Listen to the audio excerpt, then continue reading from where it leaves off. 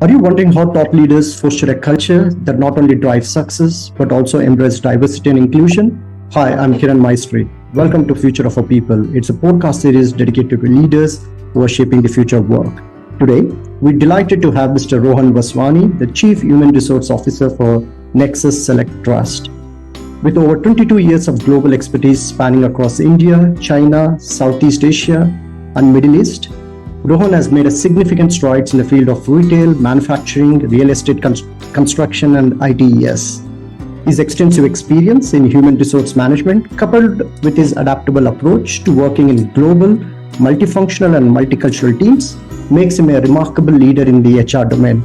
Rohan, it's a pleasure to have you with us today. Welcome to our podcast series. Thank you for having me. Now, in fact, Rohan, I was really looking forward for this discussion. And real estate is one of my favorite topics. So there's a lot of things that I would love to learn from you here. Let's start with Simon Sinek famously said, people don't buy what you do, they buy why you do it.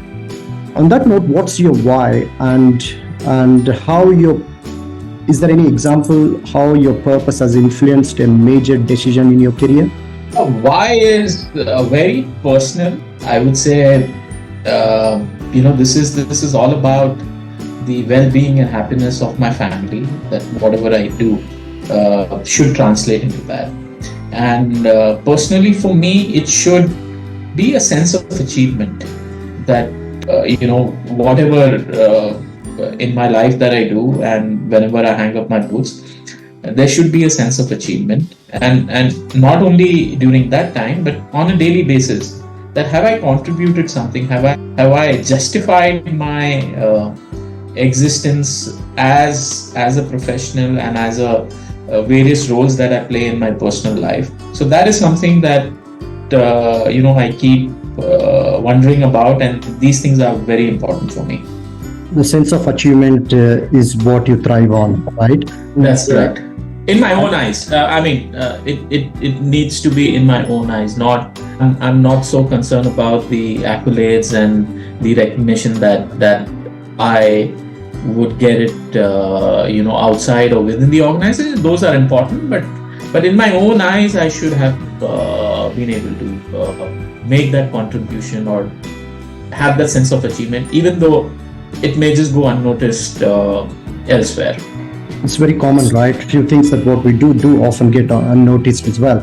I really love that. Fantastic. I really love that about sense of achievement that you thrive on, right? Is there any example or in your career where you had to influence a major decision that can get a sense of achievement for others? All right. I will not be able to pinpoint one decision. It's the small contributions that you make.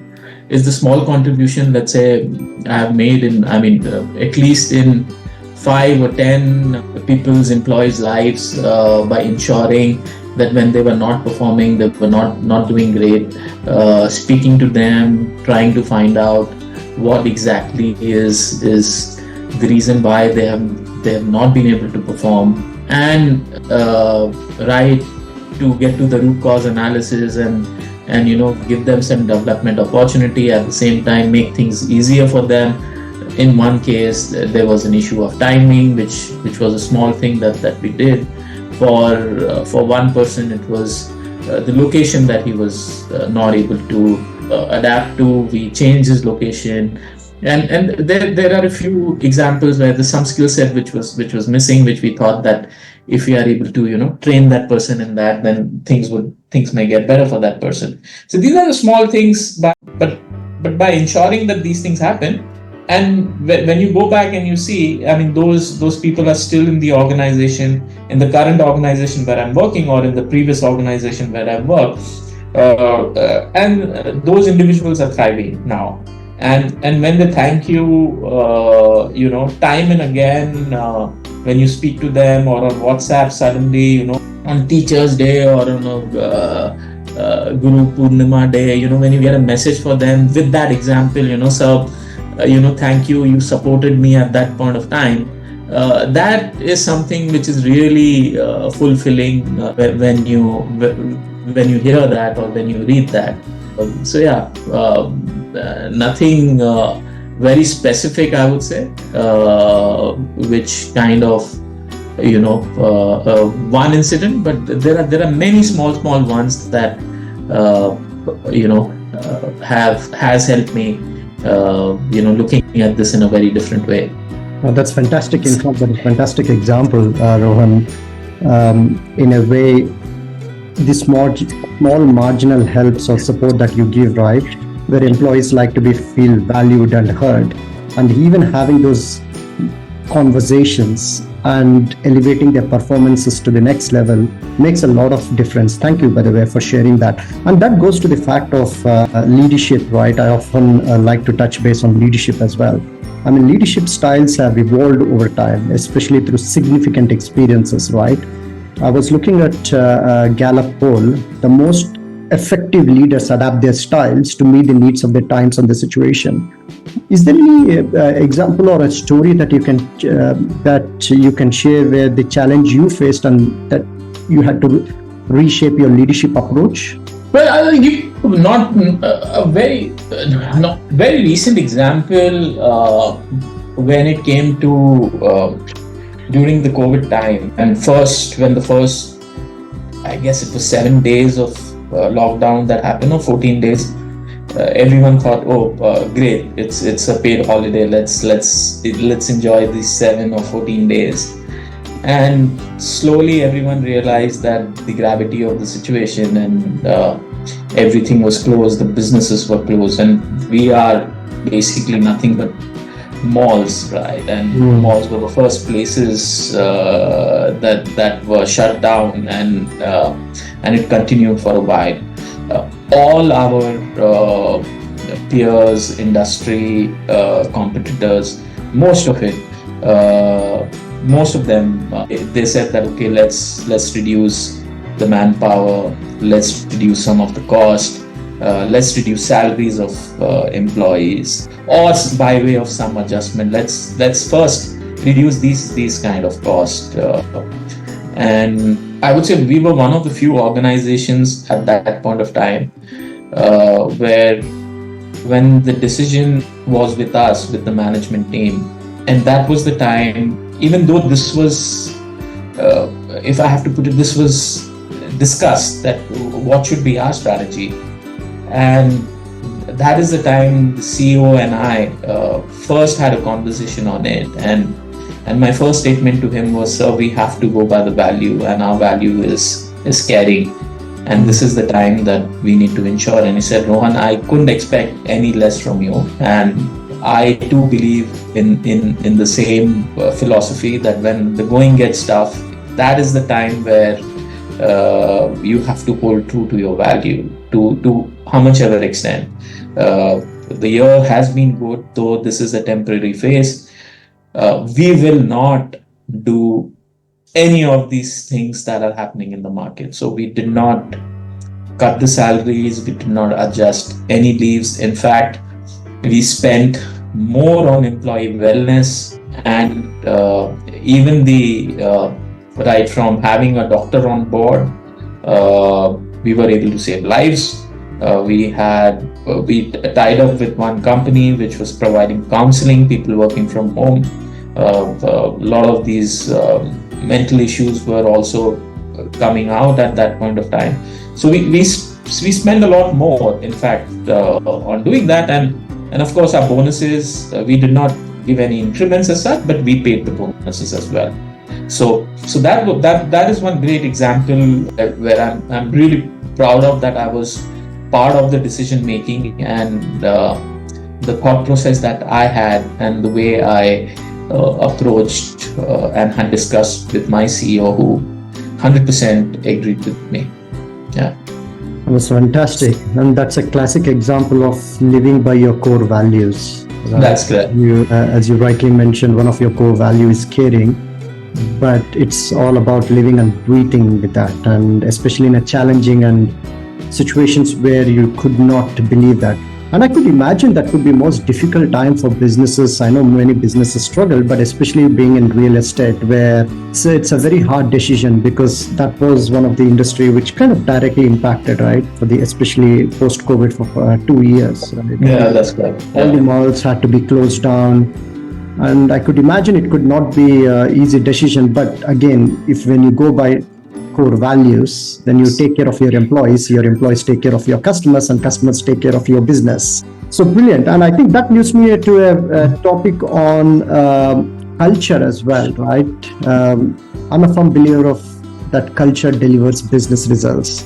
When you build an intentional and purposeful cultures, it has a direct effect on your economic performance, right? Even Harvard longitudinal survey shows that the companies with strong cultures have outperformed in terms of profit and cash flows and profit and revenue increase as well. On that note, let me start with how important is culture in driving business results? So there's one, since you quoting a few leaders and sayings that goes around.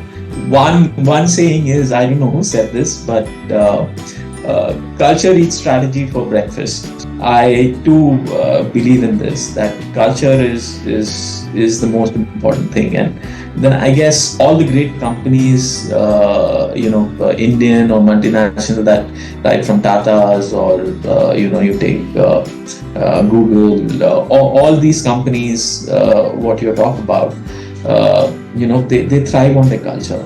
And we are 8-year-old company, but if you have to ask me what is our greatest strength, and I would say that it's our culture. And if I have to talk about this, I can take more than a couple of hours to explain you how we've built this, and how do we go about our culture alignment, or the culture that we have. Of course, it's the culture that we want. It's very stated. It is driven by our vision, mission, and then we have a clear set of values. But before coming to that, how did this happen? Now, we, as an organization, Nexus, we have mainly grown by acquiring other companies, like before that, what we were discussing. And for us, the challenge was that we were setting up our own culture, and at the same time, we were getting team members within our organization who are from other cultures, and to bind them in one culture in a new organization, which was the greatest challenge that we had. And while I'm one of the founding members of this organization, one of the key challenges at the time of my appointment was given to me was this, that Rohan, the main challenge that you will have is not talent acquisition, compliances, and all those other things that is there, but the main key focus should be the cultural alignment. And we put a lot of focus on that, and we came out with one initiative called at that point of Nexus One, which talks about that it's a mindset, it's the cultural mindset that we have. It talks about that we are one from a point of view that we are the leaders. One, that is the number one. We are one, we are together. Okay. And we have one way of doing things. So this Nexus One initiative was all about that. So we had one set of vision, mission, values. We had the standard SOPs, the way we do things. Even from a point of view of, we started out with that whenever you enter our malls, there would be a common fragrance.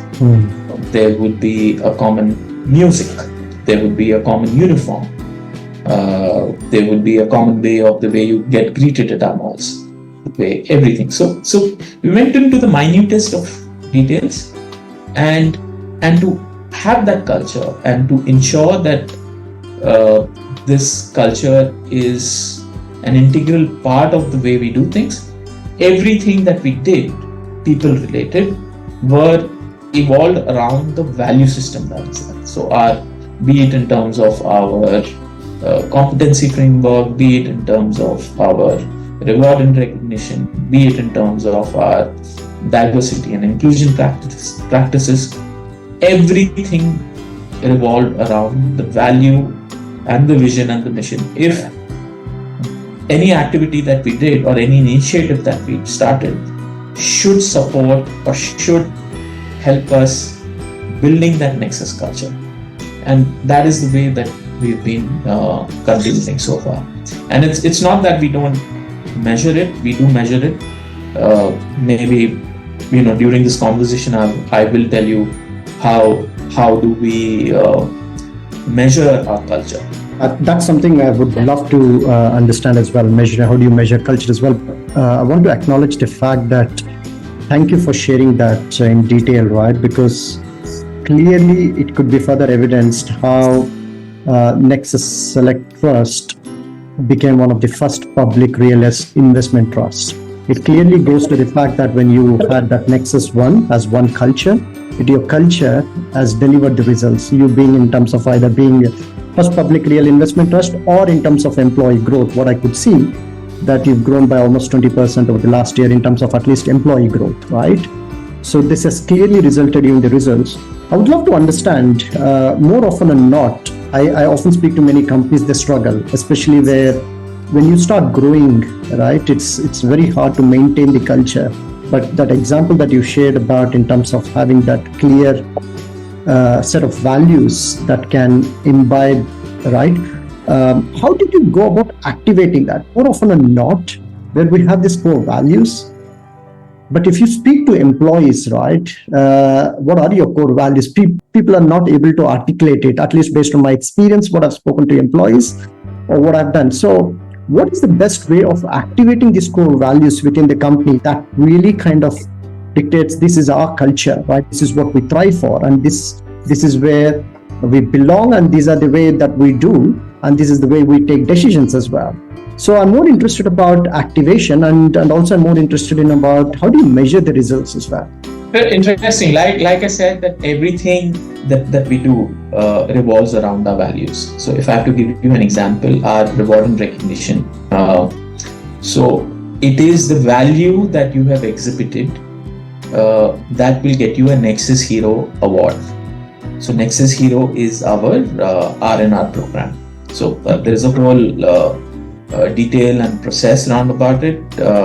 If you want, we can talk about that later. But just to give you an example, our R&R process is that when we said that one of our values is caring. So how do we be a caring organization? So entire our ESG effort, which is environmental, social, and governance. Okay, so mainly from an environmental and social. Are we a responsible? Are we a caring organization towards the society? So the entire philosophy around it is with our core value, which is caring. Innovation. So we have awards based on innovation. We call out the innovations that have been done in the organization, and they are not just and the innovation can be at the entry level, right? Entry level, or I would say a person manning the security guard manning the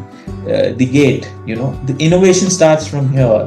We don't, and that is something that through our reinforcements and through our training programs that we've been able to communicate to people that look, you don't have to innovate or you don't have to excel once you say that I'm at a particular position. The innovation starts right now. The excellence starts right now at the position. And it could be a simple thing. I mean, there are many examples that we have, and we have this process called Nexus Stories, and we articulate, we capture the innovation excellence at each and every, and this is completely decentralized. So at the business unit, the business leader over there and the HRPP of that location, they will ensure that these stories don't go unnoticed. They are captured, and we at the head office level ensure that everybody knows about them. And we've made videos out of this. Those innovation, those excellent stories, those caring stories, those customer centricity stories, they all have been captured and everybody watches them. So everybody can see that, look, this is how innovation is done. This is how, let's say, in a mall like Bhubaneswar, the excellence happened. This is how, in Seawoods Mall, somebody cared for somebody. This is how we supported our customer, a story around it. And these are live examples. These are examples within so there is a security guard, there is a lift guy. There are so many interesting stories. You won't believe that even we were surprised that how an innovation can be done by a person at the frontline level. You don't have to make a chip, or you don't have to be at a CXO level to innovate. So as a culture, as an organization, this is something that we've ensured that we are able to do this successfully, and there is no letdown on it. It keeps on happening. All the initiatives around it are happening, and that's how we measure it. And you asked me how do you measure it? So we have something, I would say one of a kind. Not maybe somebody has emulated our concept, which is fine. We have an interesting concept called Nexus Happiness Index, and so this happiness index includes employees. It includes our customers, which is the consumer and the retailer. It consists of our society as well. So these are the 4 parameters. Now we want to include our shareholders also, which is very easy, which is the share price for sure. So basically there are these 4 parameters that derives our happiness index, and these are all anonymous, done by third party. We don't have a chance to influence them, and at a regular interval all these scores are calculated, and based on that we have a Nexus happiness index. When we started, the happiness score was a little under 90%. Now we have reached up to 96% of happiness score.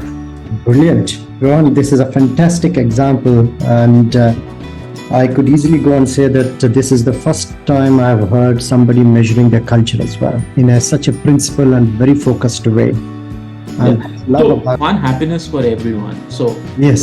So this is there in my mission, that happiness for all my stakeholders is something that I have to measure. So who are my stakeholders? My stakeholders are my employees, my consumers, my retailers, and the society.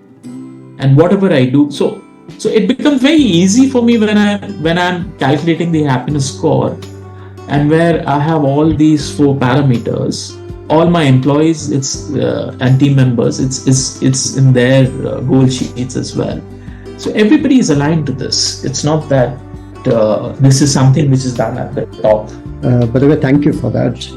And you also address the point of activating, right? It's important you have these core values, but how do you activate is through some of the focused, what you talked about is Nexus Hero Award, Nexus Stories, right? How you went about activating that? Competency framework. It is a value based.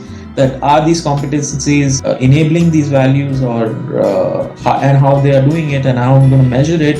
So it becomes part of my scorecard, everybody's scorecard, where everybody gets evaluated on these competencies. So it's a whole cascading, I would say, initiatives and interventions that we have systematically at various points enforce and ensure that this gets ingrained in my system. And hence, like I was telling you earlier, that for me the challenge was, or for us the challenge was, when we have so many people and from different companies, how do we ensure that we have that culture? So culture piece is something that has been the most important aspect of our business, if you ask me.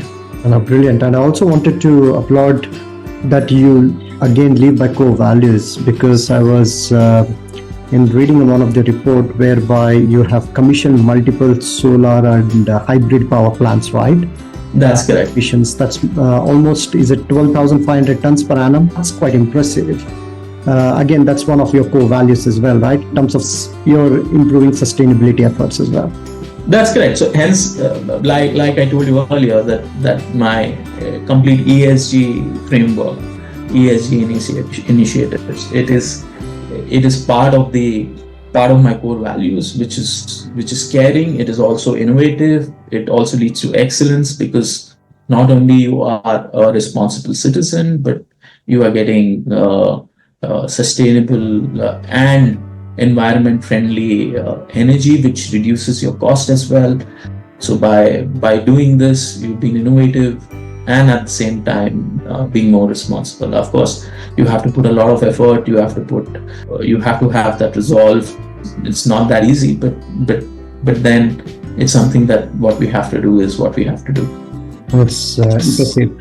So, Rohan, I think touching on that is an employee experience. I mean, one of your core values is all about transforming your customers as well, right?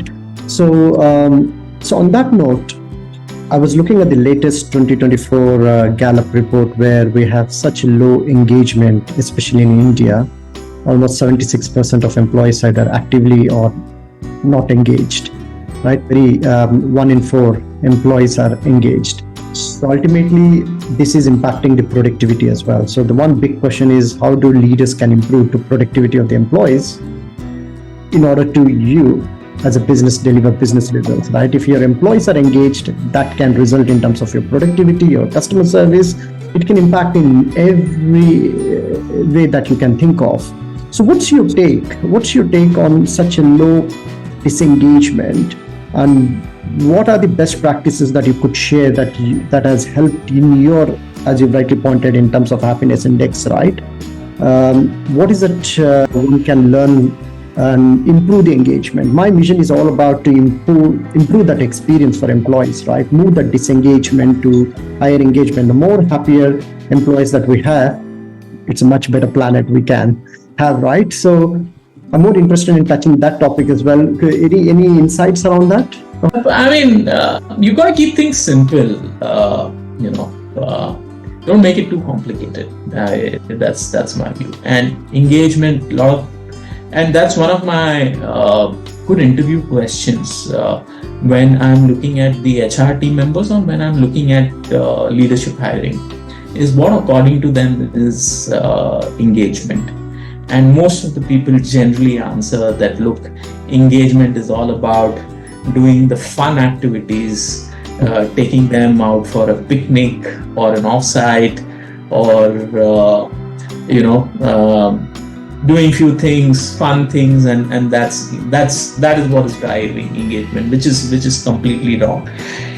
Engagement is nothing but, I would say, the result of what you do, or the environment or the culture that you have. So engagement equals to the culture. And if your engagement is high, which means your culture is high. So, and when you talk about culture, you can break it down into various pieces. And trust me, over the years, and every business unit, I mean, the more micro you go, the more micro insights that you would get. Business unit, department, within the department, the teams, or you can go on from a business unit to a region, from a region to the head office. Everywhere there are some common disengagement factors, and there are business unit or team wise very micro level disengagement factors. So first you've got to measure it, okay, and every business unit you need to go and see and get those where people can express freely, where you have an anonymous way of doing your engagement surveys. And that is the tool that I find the best, and of course is by your one-on-one interactions with people. But this is the very formal way where you can find out and then make a plan wherever it makes sense at a micro level, that what is it that is keeping these teams being an engaged team. So that is one aspect. The other aspects which you can do at an organization level that helps the culture these days is one thing is basic hygiene factors should be in place. That is very important. And at the same time, ensuring that your policies, practices are in line with the current generation. What do they want? Giving them flexibility. One can't be so rigid and say, look, these are my policies, these are my processes, and I'm not going to change them. And if you want to work with me, otherwise take a hike. Generally, that's the problem with the most of the Indian companies, where the company becomes so rigid that they want everybody else to adapt with it, wherein the organization needs also to adapt with the current trends. Again, one aspect is that people, where companies don't find too much value, is the belonging, I would say, aspects, where what does the company stand for? Okay, fine, you have your businesses, but employees feel very proud when they know that their organization is standing up for something which is just not about business. So our DI initiatives, I mean, we've had so much support from our team members, where which everyone does, and we also have to ensure that women representation are there. So to ensure that women representation is there, we've made changes. I mean, whatever the statutory limits which are there, it's fine, the maternity, but we any which ways had a longer maternity benefit. We always had work from home, option for women who, irrespective, right? There's work from home option for them. Ensuring the safety when they travel, it's a little bit extra beyond the policies. So we have it for them. Even in our malls, when we go, there is a security cell for women, not only for so many retailer women that work in our premises. It's also for the visitors who come to our malls. We are passionate about, under our happiness project, we distribute sanitary napkins, we create awareness for sanitary napkins. We go to villages, we have tied up with NGOs. There are millions of sanitary napkins that we have distributed free of cost in the societies in which we are present. We have a creche facility for our employees, not only for employees but for retailer employees as well, where we understand that there are women who are not able to take care of the children, or they may have to leave their job because they have to take care of the children. They can bring their child to the premises, and it's a fantastic creche, fully compliant.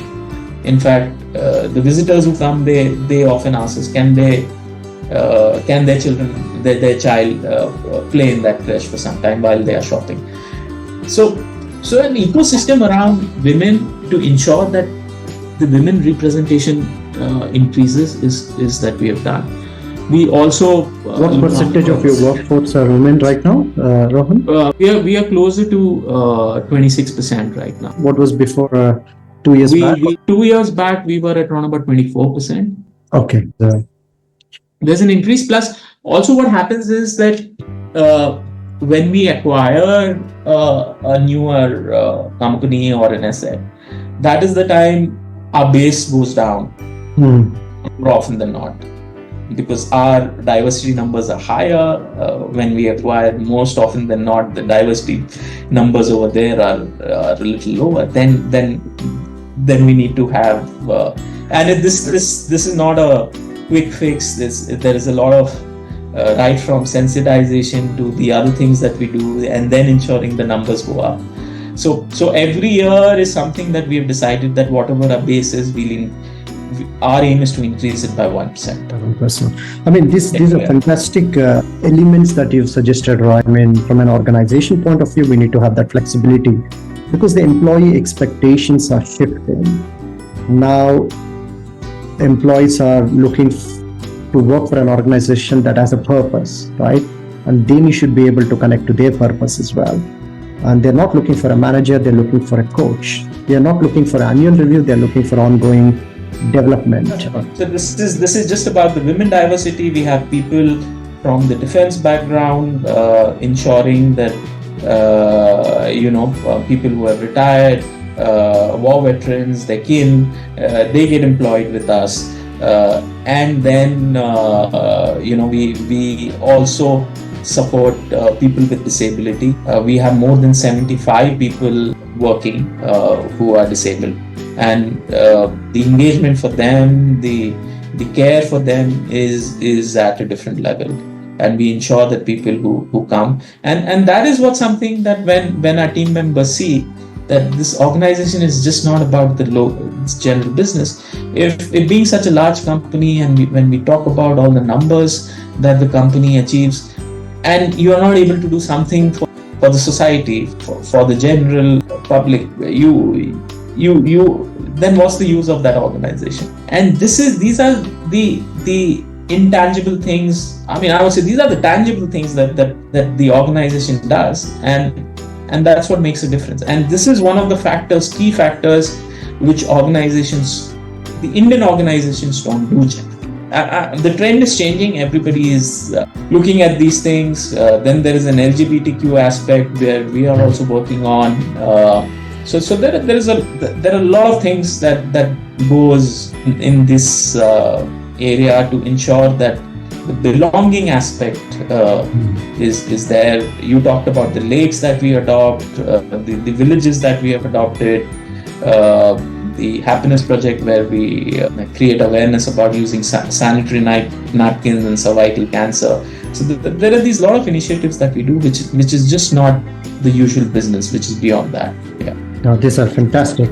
And touching on that one, in terms of one is engagement, one is the performance, right? The people who are thriving at work, you see they are high performing, right? They go above and beyond their normal duties, and that's where you get the productivity levels high.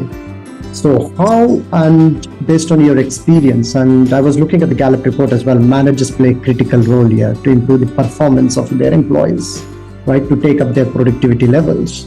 And there is a huge gap in terms of leadership expectations and managerial expectations. And there are ways that, based on your experiences, how can managers be further developed at the management level and ensure that they themselves are thriving at work, they're fully engaged, so they take the performance of the organization to the next level? Any ideas or strategies in terms of how that would work based on your experience? Of course, this is very important. All our organizations try to do that. We also do that, and fairly successful at this. Again, like I said, keep it simple. Now, how would you drive, I would say, empowerment, if I have to put it in this way? Accountability or higher productivity is by ensuring that everybody is aligned to one goal. So what you need to achieve, everybody should be knowing that. And for example, even our performance management system, it's a top-down approach. The first goals that are made for the business, which is the CEO's goal. Then the HOD's goals, the next CXO levels are made, and then they are cascaded down to the different teams. And if anybody in the system wants to see the CEO's goal, or they want to see my goal or anybody else's goal, it's all available, right? They can see what he's responsible for and what the other person is responsible for, and similarly I can see what is anybody else responsible for. This is one way where we have said that where everybody, and like I said, it's a top-down approach. So this is one way of ensuring that everybody knows their goals. Second is interaction at regular level. Don't wait for your half-yearly appraisal. So we have a very regular mechanism of reviews, and generally Tuesday is the day of every week where we spend a lot of time on reviews. So ensuring that whatever course correction that needs to be done within that week, and our business is very dynamic. Every week there is there's different. There could be a holiday which could lead in increase of footfalls or increase in consumption. So we have to be, on top of our business, and hence ensuring the plans that we have and the plans that we have made, they are reviewed, and whatever course correction or learnings that need to be done, they are done fairly quickly. The third aspect is the development. We have a very extensive, I would say, learning mechanism in our organization. We call it Nexus Quest, which is our, I would say, brand for our learning initiatives. So right from identifying critical people, having succession planning, coaching for key people. In the whole thing, our endeavor is to develop people internally, right?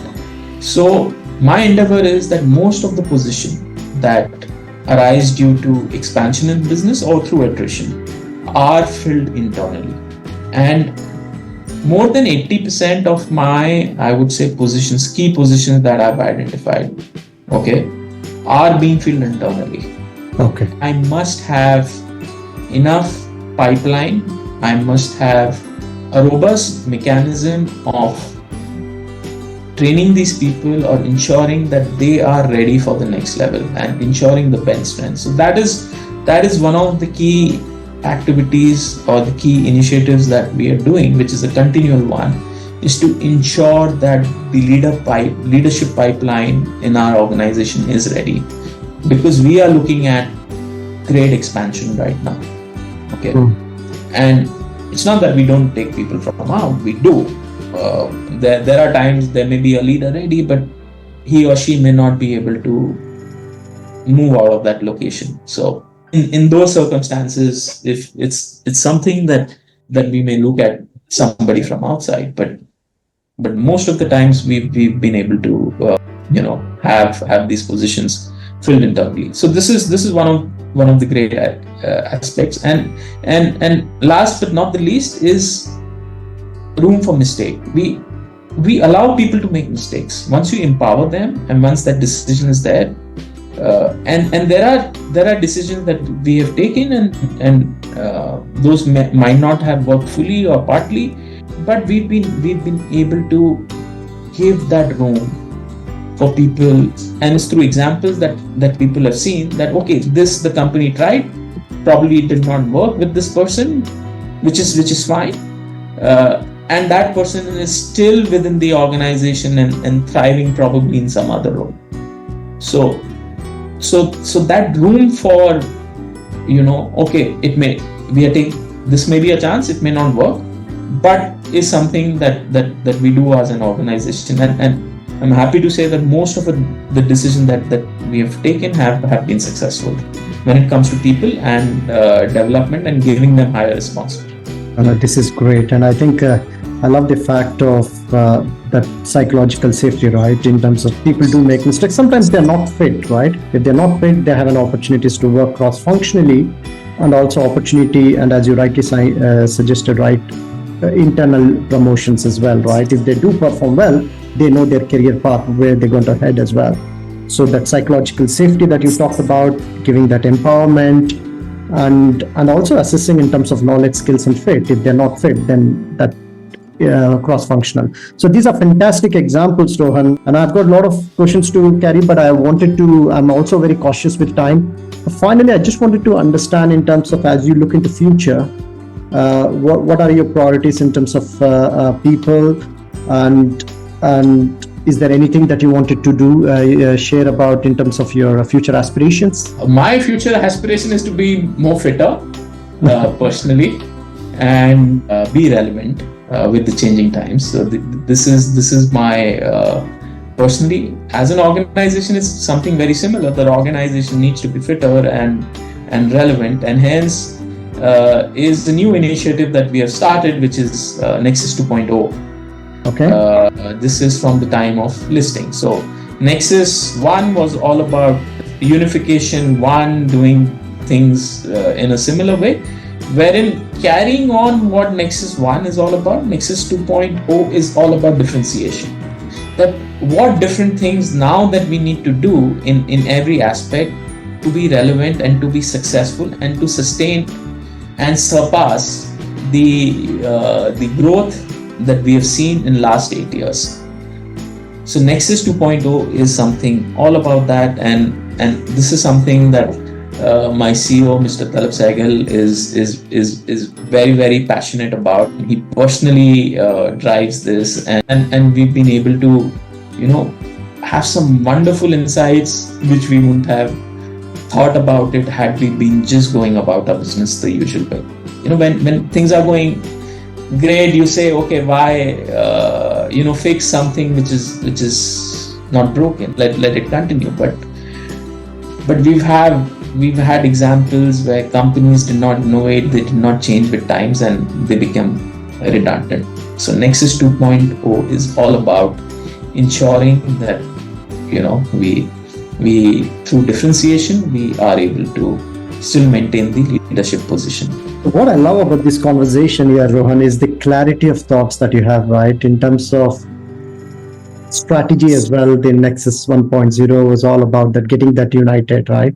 And now 2.0 is now launching yourself for exponential growth. Maintaining that, sustaining that exponential growth. We've grown very rapidly. We got listed. We're going to grow more, but in all this, the times are changing. Suddenly, post-COVID, the consumer behaviors have been different. There are different new concepts, technology, AI coming into picture. How about what is an omni-channel? We are looking at a concept of a virtual mall, which is going on at an organization level.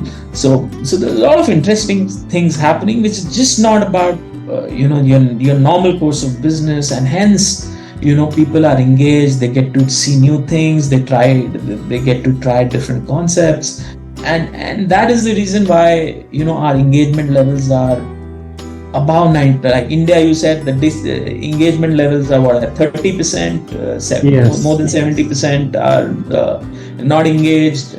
Wherein in my organization, more than 90% is engaged, and that shows in my attrition level also, which is last year it was under 13%, and wherein in the competition it is more than 25%. So that kind of shows with the numbers also. This is fantastic, Rohan. Clearly we discussed many topics about, but what I loved about it is you went in a very principled and focused way of how do you went about building a culture, especially where you had to acquire quite a number of people in, right? And how you went about bringing that unity in terms of Nexus 1, and how you went about in terms of activating and also measuring it, and also creating certain elements in an environment, enriching those employee experience and your customers experience, getting that engaged.